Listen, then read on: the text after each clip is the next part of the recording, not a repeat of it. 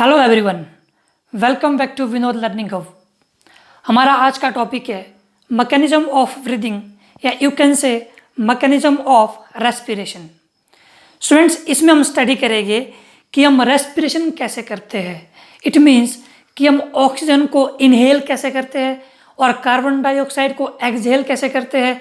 हम यहाँ पे जानेंगे कि जब हम इनहेलेशन करते हैं, मतलब कि हम ऑक्सीजन को इनहेल करते हैं तो हमारी चेस्ट एक्सपेंड क्यों होती है, मतलब कि इस तरह से। और जब हम एक्सहेलेशन करते हैं यानी कार्बन डाइऑक्साइड को रिलीज करते हैं तो हमारी चेस्ट रिलैक्स क्यों होती है। आपने ये चीज़ फील किया होगा। आज हम इसको डिटेल में स्टडी करेंगे कि क्यों ऐसा होता है ना। So without wasting time start करते हैं कि जो रेस्पिरेशन का मैकेनिज्म है या ब्रीदिंग का मैकेनिज्म है वो इनवॉल्यूंटरी कंट्रोल है। First of all you have to know the difference between involuntary control and voluntary control. Students, involuntary control का मतलब है कि ऐसा कंट्रोल जो सिर्फ हमारे बॉडी के कंट्रोल में है, हमारे थिंक या सोच के कंट्रोल में नहीं है। मैं एग्जांपल देता हूँ। फॉर एग्जांपल ये रेस्पिरेशन यानी सांसों का चलना है ना। मैं अभी बातें कर रहा हूँ आपसे, मेरी सांसें चल रही है तभी बातें कर रहा हूँ, है ना।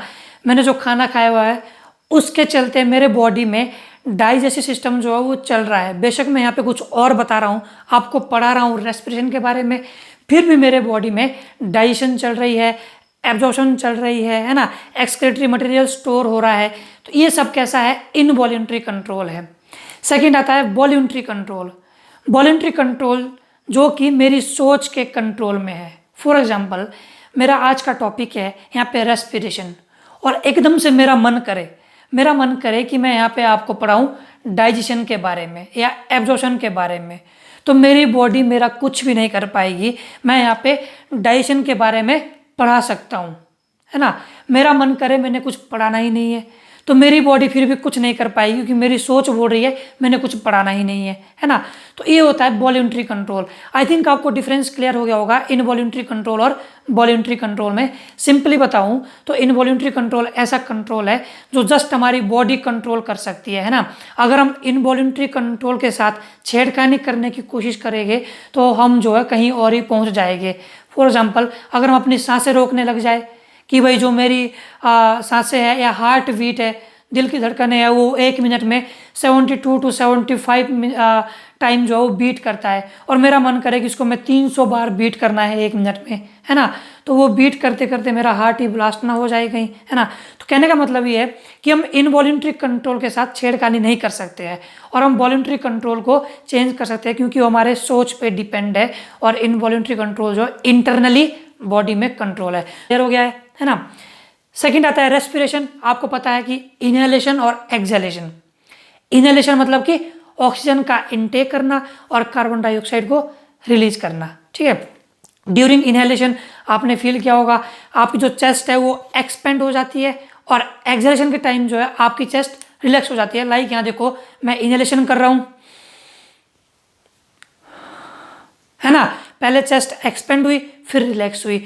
तो देखो यहाँ पे ऐसा क्यों होता है, इसको हम स्टडी करते हैं। सबसे पहले स्टूडेंट्स आपको एक डिफ्यूजन का पता होना चाहिए। डिफ्यूजन क्या होता है? डिफ्यूजन का मतलब होता है कि मूवमेंट ऑफ एनी गैसेज या solute from higher concentration to lower concentration. इसको भी मैं आपको एग्जांपल से समझाता हूँ आपको। मानो कि मेरे हाथ में यहाँ पे परफ्यूम है ना।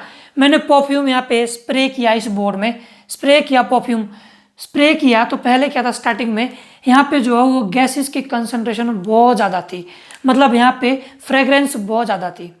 फिर कुछ टाइम बाद क्या हुआ कि जो फ्रेग्रेंस है वो डिस्ट्रीब्यूट हो गई और पूरे रूम में जो है वो इक्वल फ्रेग्रेंस आई, मतलब कि डिफ्यूज हुई गैसेस हायर कंसंट्रेशन से लोअर कंसंट्रेशन। अब यहाँ पे डिफ्यूजन का क्या काम है, देखो ब्रीथिंग होता है इनहेलेशन और एक्सहेलेशन। आप इसको बोल दो इंस्पायरेशन और एक्सपायरेशन। और इंस्पायरेशन कब होता है कि जब pressure with in the lungs, है ना, pressure with in the lungs means intra pulmonary. Intra means with in, 2 lungs के बीच, पल्मोनरी मीन्स लंग्स, यानी जब लंग्स के बीच जो प्रेशर है वो कम होगा एटमॉस्फेरिक प्रेशर से। समझो इसको, जो एटमॉस्फेयर है, हमारा एनवायरनमेंट है, उसमें ऑक्सीजन बहुत ज़्यादा पाई जाती है, आपको पता है ये, है ना। हमारे बॉडी में या लंग्स में उतनी ऑक्सीजन नहीं पाई जाती है ना।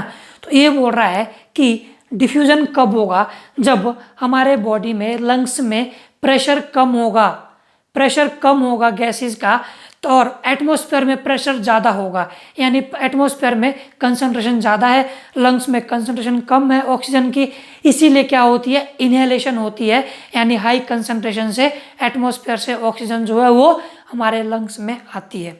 अब कैसे आती है आपको पता है, ये यहाँ पे माउथ है, ये नॉस्ट्रिल्स है, दोनों के थ्रू जो है वो ऑक्सीजन अंदर आ सकती है। यहाँ से ऑक्सीजन आई, यहाँ पहुँचेगी, उसको हम बोलते हैं फेरिंग्स, जो कि कॉमन पैसेज होता है, फूड भी वहीं पहुंचता है और ये एयर भी वहीं पहुंचती है, क्या बोलते हैं, फेरिंग्स। फिर फेरिंग्स के पास से जो है वो 2 कैप लगी होती है, इस तरह से 2 कैप, एक कैप होती है विंड के लिए यानी हवा के लिए, एक होती है फूड के लिए। इस कैप से आगे होगी फूड पाइप, यहाँ से होगी विंड पाइप। तो हमने देखना अभी विंड पाइप, यहाँ से विंड पाइप होगी जिसको हम ट्रैकिया बोलते हैं, है ना। नीचे फिर लैरिंग्स होगा जिसको हम साउंड बॉक्स बोलते हैं, जहाँ से साउंड निकल रही है, मैं आपसे बातें कर रहा हूँ वो आपके जो है वो लैरिंग से निकल रही है। हमने एयर इनटेक की, फिर कहाँ पहुँची, यहाँ पे, हाँ, आपके जो ट्रैकिया में। ये क्या है यहाँ पे, ये ट्रैकिया है, मैं आपको इसलिए बता रहा हूँ, ये चीज़ क्या है, ये ट्रैकिया है। फिर ट्रैकिया आगे यहाँ पे जो है डिवाइड हो जाएगा, ठीक है, एक जाएगा लेफ्ट लंग की ओर, एक जाएगा राइट लंग की ओर। कैसा गया, एक आया लेफ्ट लंग की ओर, एक आया राइट लंग की ओर। तो कहाँ पहुंची, लंग के पास, ठीक है। सो अब देखना हमने कि ये जो इनहेलेशन और एक्सहेलेशन कैसा होता है, इसको आप समझो अच्छे से। यहाँ पे इसमें जो है वो 2 मसल का यूज है। कैसा है, मसल्स का यूज है। वो कैसी मसल्स, इनको बोलते हैं हम इंस्पायरेटरी मसल्स, जिनका नाम है फ्रेनिक मसल्स और एक्सटर्नल इंटरकोस्टल मसल्स। स्टूडेंट्स आपने नाम याद रखने हैं, काम इनका मैंने बताना है आपको, है ना, ठीक है। जो ये इंस्पायरेटरी मसल्स है, पहले आपकी फ्रेनिक मसल्स और रेडियल मसल्स। जब ये मसल्स कॉन्ट्रैक्ट होती है यानी सिकुड़ती है, तब जो डायाफ्राम है वो क्या होता है, फ्लैटेंड होता है। मैं आपको बता दूं, मैंने यहाँ तक बता दिया कि यहाँ लंग्स आ गए, ठीक है, लंग्स आ गए। फिर लंग्स के नीचे यहाँ पे इस तरह से डायाफ्राम होता है, इस तरह से क्या होता है, डायाफ्राम। और वो डायाफ्राम क्या करता है, वो हमारे थोरैक कैविटी और एब्डोमेन कैविटी को डिस्टिंग्विश करता है।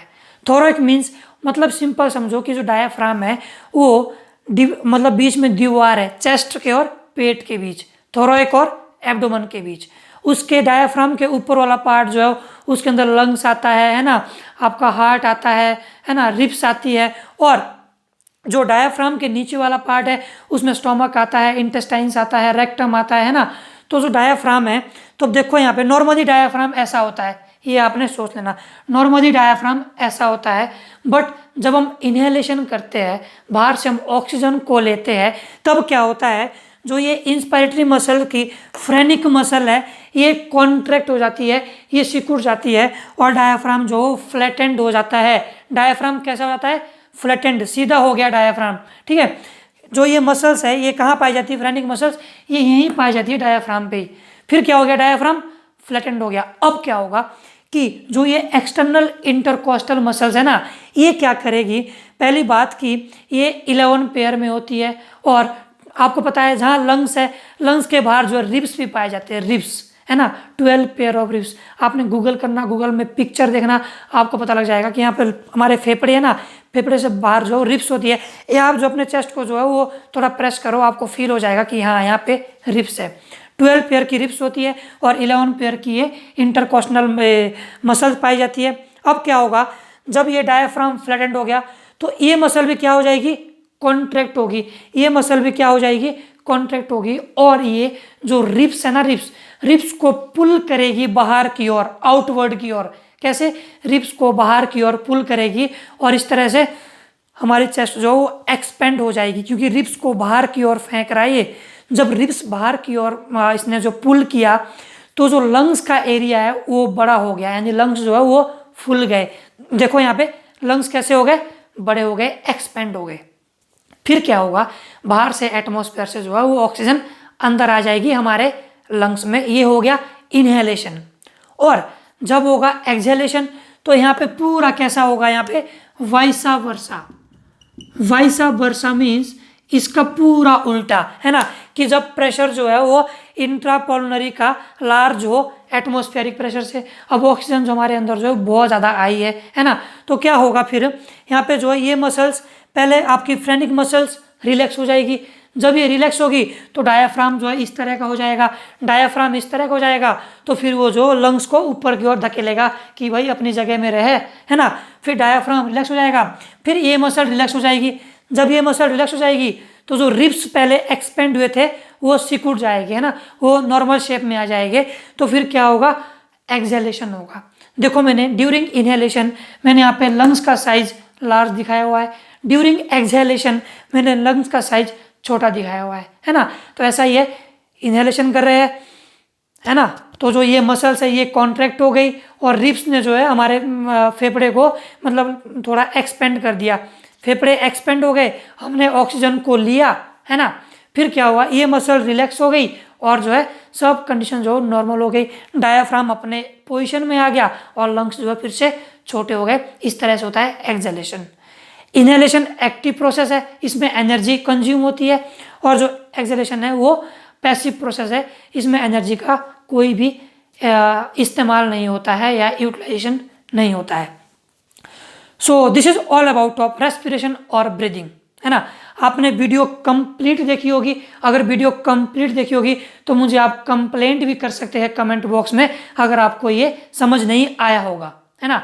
For detail study of respiration mechanism, है ना, according to NCERT pattern, according to modern pattern, any kind of book, अगर आप डिटेल में स्टडी करना चाहोगे तो मैंने इस पर ऑलरेडी वीडियो बना दी है इसी यूट्यूब चैनल में, मैं उसका लिंक जो है यहाँ आई बटन में डाल दूंगा, तो आप वो वीडियो भी कंप्लीट देख लीजिएगा। कोई आपकी क्वेरीज होगी इनके रिगार्डिंग तो आप 9805032252 पे व्हाट्सएप मैसेज कर सकते हैं रिगार्डिंग क्वेश्चन, अगर इस टॉपिक से आपका कंसेप्ट क्लियर नहीं हुआ होगा। So this is all about of today. Thank you so much.